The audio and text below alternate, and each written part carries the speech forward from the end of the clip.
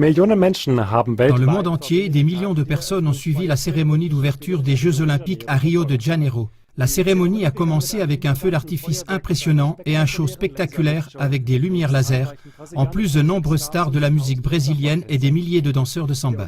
Mais l'ouverture des Jeux a aussi été utilisée comme plateforme pour la protection du climat et on y a souligné que la Terre se réchauffe. Pourtant, des chercheurs et auteurs renommés déclarent faux ce réchauffement et la fonte des glaces polaires qui en est la conséquence.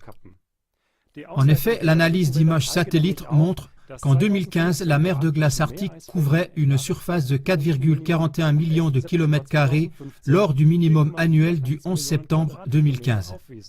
Cela représente 1,02 million de kilomètres carrés de plus par rapport au minimum annuel précédent du 17 septembre 2012, qui était de 3,39 millions de kilomètres carrés, donc une augmentation de 30% de la surface glacée.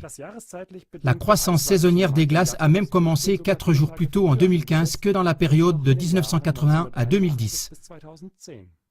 Par ailleurs, la couche de glace serait devenue non seulement plus étendue et plus épaisse, mais aussi plus dense.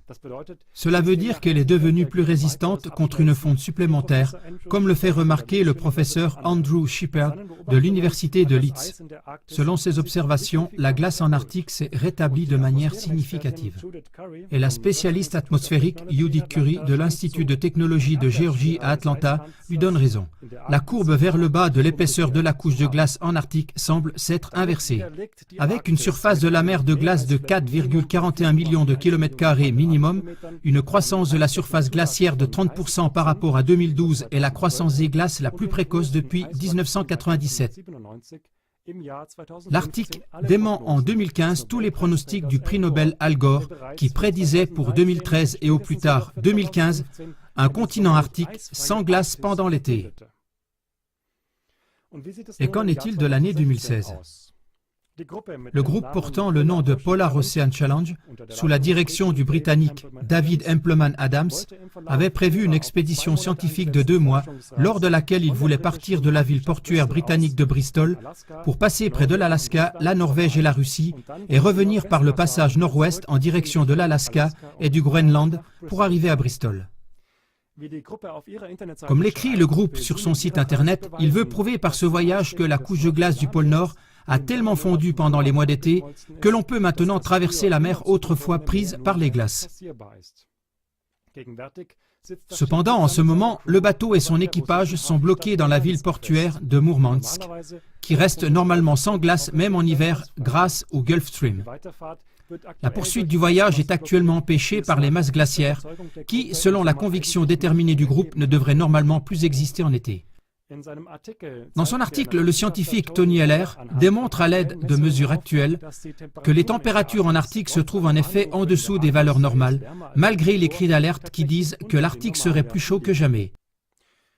Le groupe Polar Ocean Challenge n'est pas la première expédition qui a voulu apporter la preuve des répercussions du réchauffement climatique global sur les glaces polaires et qui a échoué. En 2013, le bateau de recherche Akademik Szukalski a été pris par les glaces. La situation a tellement empiré qu'au final, l'équipage de 52 hommes a dû être évacué. L'année dernière, le brise-glace canadien CCGS Amundsen a dû se dérouter pour aller au secours de nombreux navires de ravitaillement pris dans les glaces.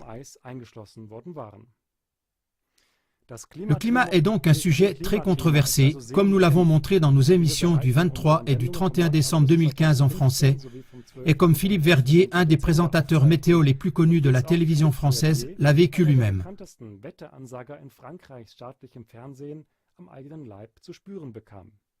En effet, en 2015, il a été licencié par la télévision nationale française. Pourquoi? Il s'est exprimé contre l'interprétation scientifique du climat selon le mainstream. Dans son livre « Climat Investigation », il affirme qu'il n'y a pas eu, comme on le diffuse, de changement climatique causé par l'homme et que des chercheurs climatiques mandatés par la politique prennent en quelque sorte le monde en otage et publient des données qui induisent en erreur. L'utilisation de la cérémonie d'ouverture des Jeux Olympiques comme plateforme pour la propagande climatique unilatérale montre combien les liens d'intérêt sont entremêlés.